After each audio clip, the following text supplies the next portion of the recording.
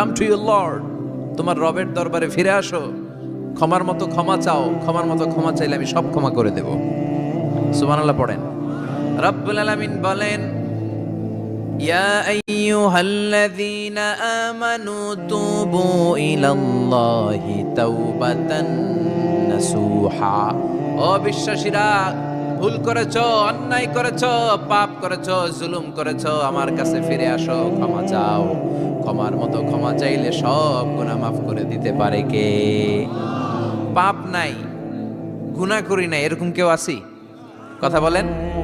কত পাপ করছি কোনো হিসাব আছে? পৃথিবীর কেউ না জানলেও জানে কে?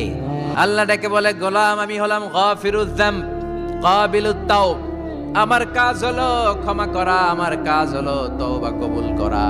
শয়তানের কাজ হলো ওয়াসওয়াসা দেওয়া, আমাদেরকে ভুল পথে নিয়ে যাওয়া, আর আমাদের কাজ হলো